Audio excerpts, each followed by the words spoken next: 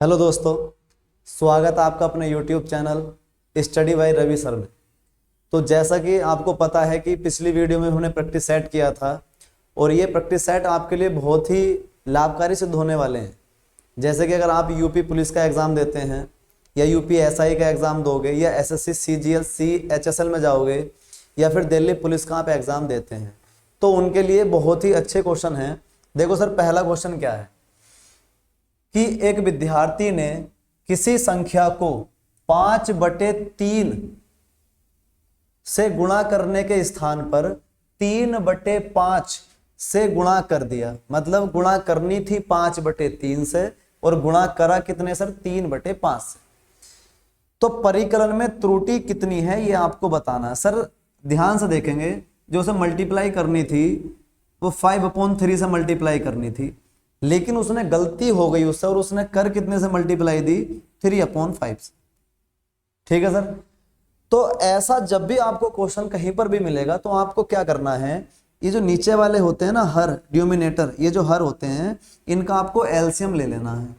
तो 5 का और 3 का एलसीएम कितना आएगा? तो आप बोलोगे सर 15 आएगा। कितना आएगा? 15। तो यहां भी 15 लिख देंगे और यहां भी कितना लिख देंगे दोस्तों? 15 लिख देंगे। 3 से काट देंगे इसे, 3 पंजे 15 और 5 पंजे कितना हो जाएंगे दोस्तों? 25। ठीक है। उसके बाद 5 से यहां इसको हम काट रहे होंगे, 5 से कितना हो जाएगा? 15 और 3 क्या कितना हो जाएगा? 9। मतलब कहने का ये है कि 5/3 से जब मैं गुणा करता तो आंसर कितना आना चाहिए था? 25 आना चाहिए था, लेकिन गलती हो गई, 3/5 से गुणा कर दी तो आंसर कितना आया है? 9 आया है। आंसर कितना आया? 9। मतलब कहीं ना कहीं गलती है। तो पूछा गया है कि परिकलन में त्रुटि प्रतिशत में ज्ञात करें। तो दोस्तों कितने की कमी हुई है ये देख लेंगे आप। भाई 25 आंसर आना था लेकिन आया 9 है, तो कितने की कमी हो गई? तो आप बोलोगे सर 16 की कमी हो गई। जो आंसर राइट आंसर है उसमें कितनी कमी है? 25 की कमी। किस पर है ये चेक कर लेंगे। तो आप बोलेंगे सर 25 पर है। और प्रतिशत लगाने के लिए हम किससे मल्टीप्लाई करते हैं? तो 100 से मल्टीप्लाई कर देते हैं।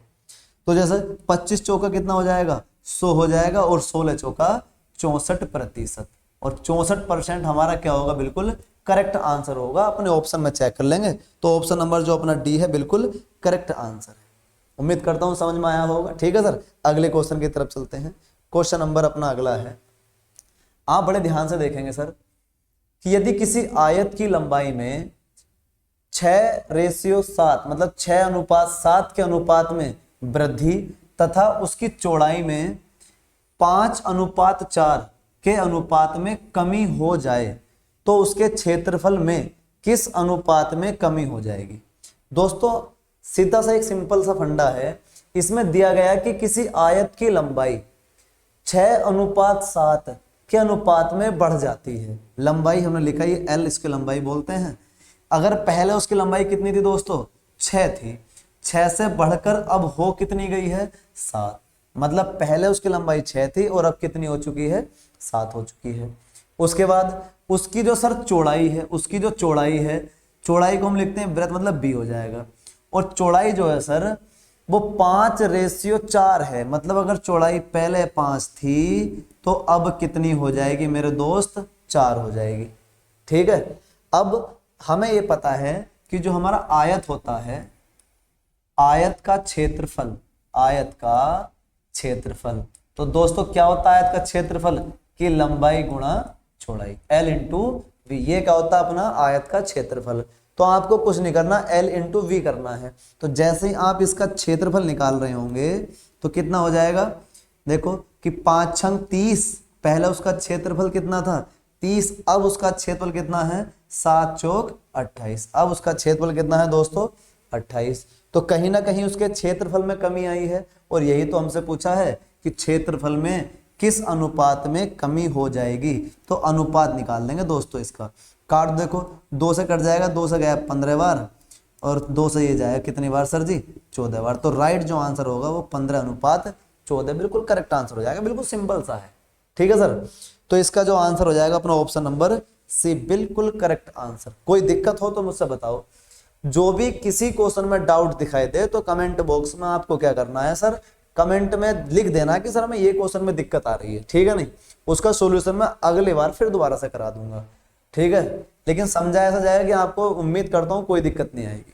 अगला क्वेश्चन देखते हैं सर। नेक्स्ट क्वेश्चन है अपना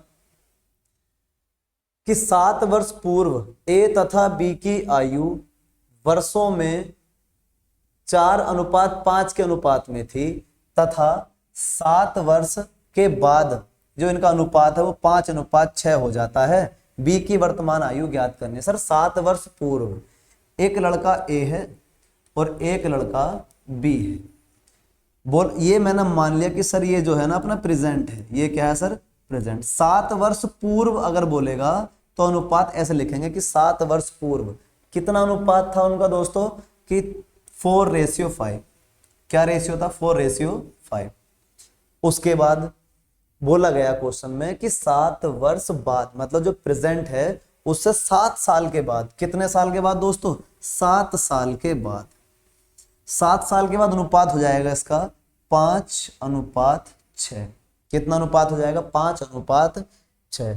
दोस्तों ऐसा जब भी आपको आयु का क्वेश्चन मिलता है तो अनुपात लिखने के बाद हमें इनके अंदर क्या चेक करना होता है, अंतर चेक करना होता है। ऊपर कितने का अंतर है 1 का अंतर है और नीचे भी कितने का अंतर है दोस्तों 1 का अंतर है। तो जब अंतर समान होगा तो आपको कुछ नहीं करना है, लेकिन जब अंतर इसका अलग होगा तो हमें अंतर क्या करना होता है समान करना होता है कि नीचे वाले से गुणा ऊपर कर देते हैं और ऊपर वाले से गुणा नीचे कर देते हैं। अब आप सीधा सा ये देखेंगे कि सर बी की 7 साल पहले आयु 5 थी, 7 साल बाद इसकी आयु 1 है, तो अपने हिसाब से दोस्तों कितनी आयु बढ़ी है उसकी 1 वर्ष आयु बढ़ी है। कितनी वर्ष बढ़ी है दोस्तों 1 वर्ष। लेकिन यहाँ गैप कितने साल का है 7 और 7 14 साल का। गैप कितने साल का है दोस्तों 14 साल का। तो ए की वैल्यू कितनी होगी डायरेक्टली 14 होगी। पूछा क्या गया है कि बी की वर्तमान आयु ज्ञात करें। तो दोस्तों बी की वर्तमान का तो हमारे पास रेशियो है ही नहीं, लेकिन मैं बी की वर्तमान आयु यहां से भी निकाल सकता हूं और बी की वर्तमान आयु मैं यहां से भी निकाल सकता हूं। कैसे निकलेगा, जैसे मान लो भाई 14 की मल्टीप्लाई कर दो 5 में, तो 14 पंजे कितना हो गया 70। तो ये इसकी जो आयु आई है ना दोस्तों 70, ये कब की है, ये 7 वर्ष पूर्व की है। 7 वर्ष पूर्व की आयु है, लेकिन हमें बतानी है उसकी वर्तमान वाली। तो इसके अंदर मैं कितने साल और जोड़ दूंगा 7। तो उसकी जो वर्तमान आयु है मेरे भाइयों वो कितनी हो जाएगी, उसकी जो वर्तमान आयु है वो हो जाएगी अपने सर 77। देखना जरा ऑप्शन में है क्या, तो आप देखेंगे ऑप्शन नंबर डी बिल्कुल करेक्ट आंसर है। आगे बात समझ में, बहुत ही ध्यान से समझाऊंगा, बस आपको ध्यान से समझते चलना है। अगला क्वेश्चन देखेंगे। अगला क्वेश्चन है दोस्तों कि सी की आय, किसकी आय, सी की आय बी की आय से 20% अधिक है और बी की आय ए की आय से 25% अधिक है, तब सी की आय ए की आय से कितने परसेंट अधिक है ये बताना। दोस्तों पहले सी और बी का संबंध दिया गया है, तो आप भी क्या करो सी और रेशियो बी बना लो। कैसे बनाओगे, तो इस फ्रैक्शन से बना लेंगे। 20% है, 20% की फ्रैक्शन वैल्यू होती है 1/5। ये तो आपको पता है क्या होती है 1/5। अब ये देखना बहुत ही ध्यान से कि सी की आय बी की आय से अधिक है, सी की जो आय है बी की आय से अधिक है। अगर बी की आय में 5 मान लेता हूं तो 5 में कितने की वृद्धि हो जाएगी 1 की, तो सी की आय कितनी हो जाएगी दोस्तों 6 हो जाएगी। तो इसका जो अनुपात बना वो 6:5 हो गया। उसके बाद दोस्तों क्या बोला गया क्वेश्चन में कि बी की आय और ए की आय, फिर अनुपात दिया है बी का और ए का, तो यहाँ ए लिख लेंगे। यहाँ क्या लिख लेंगे हम ए लिख लेंगे। अब बी की आय ए की आय से 25% अधिक है, तो दोस्तों 25% की फ्रैक्शन वैल्यू आप लोगों को पता है कितनी होती है 1/4, 1/4 होती है। अब बी की आय अधिक है ए की आय से, तो ए का मान लेंगे हम 4, ए का कितना मान लेंगे 4, और 4 में वृद्धि करोगे जैसे 1 की, तो बी का मान हो जाएगा 5 और बी का मान मेरा भी क्या है 5 है। ठीक है, उसके बाद देखो तो ये ABC हो गए 4, 5 और 6। पूछा गया है कि सी की आय ए की आय से कितना % अधिक है। सर सी की आय ए से कितना अधिक है, तो आप पहले देखिए कितना अधिक है, तो आप बोलोगे दोस्तों कि 2 अधिक है। सर 2 अधिक तो है, लेकिन किससे ए से, और ए की आय कितनी है 4, और आपको प्रतिशत बताना तो मल्टीप्लाई कर देंगे 100 से। 2 दूनी 4 और 2 से ये कट जाएगा दोस्तों 50 बार, तो कितना % 50%। ऑप्शन नंबर बी बिल्कुल करेक्ट आंसर है। ठीक है सर। इसी प्रकार अगले क्वेश्चन की तरफ चलते हैं। अगला क्वेश्चन देखिए आप सर, पांचवा क्वेश्चन आपकी वीडियो का, कि यदि दो वृत्त है, क्या है दोस्तों, दो वृत्त, इनकी परिधियां a अनुपात v के अनुपात में है, तो क्षेत्रफलों का अनुपात क्या होगा। परिधि सर, वृत्त की परिधि, वृत्त की परिधि दोस्तों, वृत्त की परिधि कौन कौन जानते हैं। वृत्त की परिधि क्या होती है सर, 2 पाई आर। क्या होती है दोस्तों, 2 पाई आर, ये होती है वृत्त की परिधि। और परिधि से आपको कहां जाना है मेरे वीर, आपको जाना है इसके क्षेत्रफल पे। और परिधि जो दे रखी है वो r1 मैंने मान लिया कि कितना दे रखा दोस्तों, a। दूसरे वृत्त की परिधि तो ये हो जाएगा अपना 2 पाई r2 बराबर कितना है, b। ठीक है, तो 2 पाई से 2 पाई कट जाएगा, कांस्टेंट हो जाएंगी। तो इस क्वेश्चन को डायरेक्टली कैसे करेंगे, देखो परिधियां a रेशियो b है, क्षेत्रफल पे जाना है, तो क्षेत्रफल में स्क्वायर करना होता है, तो आंसर हो जाएगा a square ratio b square. ठीक है सर, तो आंसर बिल्कुल b इसका करेक्ट आंसर है। ठीक है सर, अगले क्वेश्चन की तरफ चलते हैं। देखिए क्वेश्चन अगला, बहुत ही बेहतरीन क्वेश्चन है सर, कि यदि ये दे रखा देखो कि 3 की पावर x प्लस 8 है इज इक्वल टू 27 की पावर 2x प्लस के 1 है। कितना है, 2x प्लस 1 है। तब x की वैल्यू हमें ज्ञात करनी है। ठीक है सर, तो देखो इधर तो अपना 3 की पावर x प्लस 8 लिखा रहने देंगे बराबर, अब ये 27 है। 27 को हम लिख सकते हैं कि सर ये हो जाएगा अपना कितना, कि 3 की पावर 3 और इसकी पावर कितनी है, 2x प्लस 1। यहाँ 3 की पावर x प्लस दोस्तों ऐसे लिख देंगे x plus 8 is equal to, अब ये मल्टीप्लाई करता है इधर, तो 3 की पावर हो जाएगी 3 दूनी 6x और प्लस 3 ही का ना 3। ठीक है, जब आधार सेम होते हैं तो आधार हटा देते हैं, केवल बचेगा x प्लस 8 और 6x प्लस 3। ठीक है, x की वैल्यू एक तरफ ले जाओ और संख्या एक तरफ ले आएंगे, तो जैसे x उधर लेके जाएंगे तो कितना बचेगा, 5x, और जैसे ही 3 हम इधर लेके आएंगे तो कितना बचेगा दोस्तों, 5 बचेगा। ठीक है, अब क्या होगा, इस 5 से ये 5 कट जाएगा, तो x की वैल्यू कितनी आ जाएगी, 1 आ जाएगी। x की वैल्यू दोस्तों ऑप्शन में है, ऑप्शन नंबर डी बिल्कुल करेक्ट आंसर है। ठीक है सर, तो उम्मीद है कि आपको क्वेश्चन समझ में आ रहे होंगे। अगर समझ में आ रहे हैं तो दोस्तों वीडियो को शेयर करेंगे, लाइक करेंगे एंड चैनल को सब्सक्राइब करेंगे। ठीक है दोस्तों, अगले क्वेश्चन की तरफ चलते हैं। क्वेश्चन नंबर 7 है अपना, कि एक व्यापारी ने एक दर्जन साइकिलें जो हैं 8,880 रुपए में खरीदी और प्रति साइकिल 888 रुपए में बेची, उसका लाभ प्रतिशत ज्ञात करेंगे दोस्तों कि लाभ प्रतिशत क्या है। तो देखो सर, एक दर्जन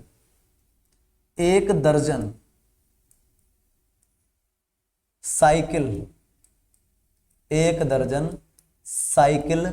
का ये दे रखा खरीदिया ना, तो इसका हो जाएगा सीपी। एक दर्जन साइकिलों का सीपी कितना दोस्तों, 8,880 रुपए।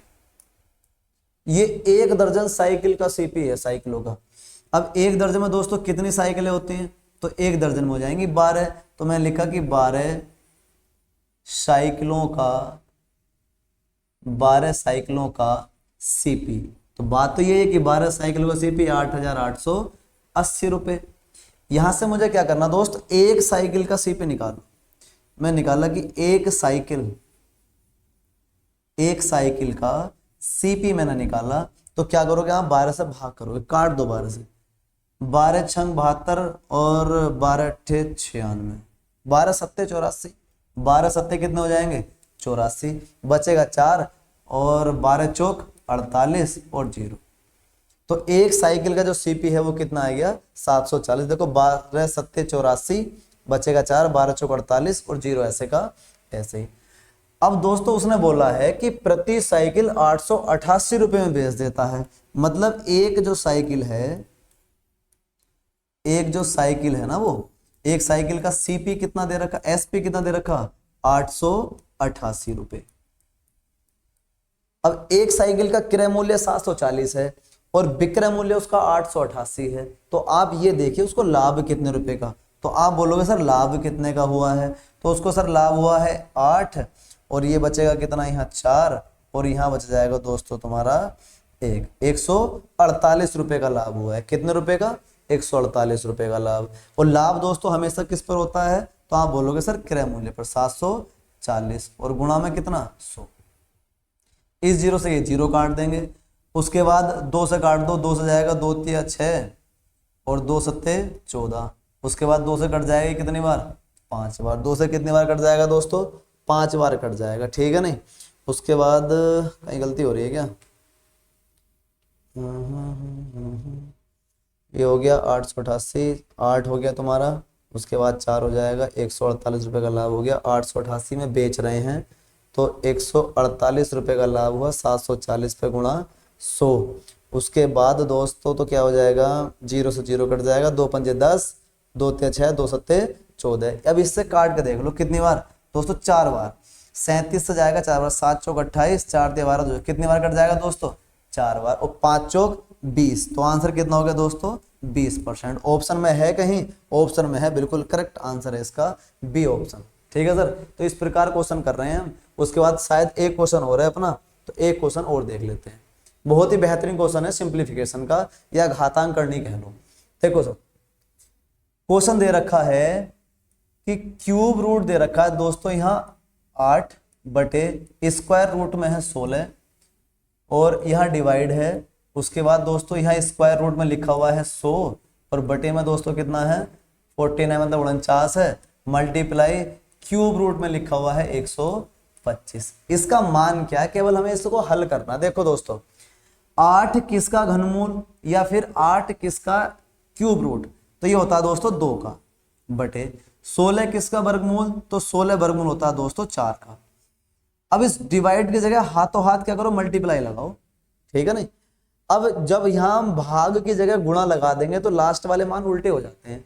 तो 49 किसका वर्गमूल होता है दोस्तों 7 का, और 100 किसका वर्गमूल होता है मेरे दोस्त 10 का। यहाँ गुणा है तो गुणा ऐसे कैसे लगा दो। 125 किसका घनमूल होता है, तो 125 घनमूल होता है दोस्तों 5 का, ठीक है। इसको हम काट देंगे, देखो 5 दूनी 10 और इस 2 से ये 2 कट जाएगा, तो बचा कितना दोस्तों 7/4। ऑप्शन में है कहीं 7/4, तो ऑप्शन में 7/4 नहीं, लेकिन इसको हम भिन्न में बदल देंगे। देखो कि 4 का ना 4 और बचेगा कितना 3 और बटे 4। देखो जिसमें भाग ऐसे करनी नहीं आती वो समझेंगे, 4 से भाग करनी है हमें 7 को, तो 4 का ना कितना हो जाएंगे दोस्तों 4 हो जाएंगे। शेषफल रिमाइंडर कितना बच जाएगा 3। तो जितनी बार आपने पढ़ा है मतलब जो भागफल है उसको यहाँ लिखते हैं, ऊपर शेषफल और नीचे क्या जाएगा तुम्हारा 4, जो हर तुम्हारा पहले का था ऐसे का ऐसे, ठीक है। तो इसका आंसर हो जाएगा अपना डी, बिल्कुल करेक्ट आंसर है। तो उम्मीद करता हूं कि ये क्वेश्चन आपको पसंद आए होंगे। अगर क्वेश्चनों से कुछ सीखने को मिला है तो हमारे channel study by Ravi sir को सब्सक्राइब करेंगे, वीडियो को शेयर करेंगे एंड लाइक करेंगे। मिलते हैं अगले प्रैक्टिस सेट के साथ, तब तक के लिए जय हिंद जय भारत।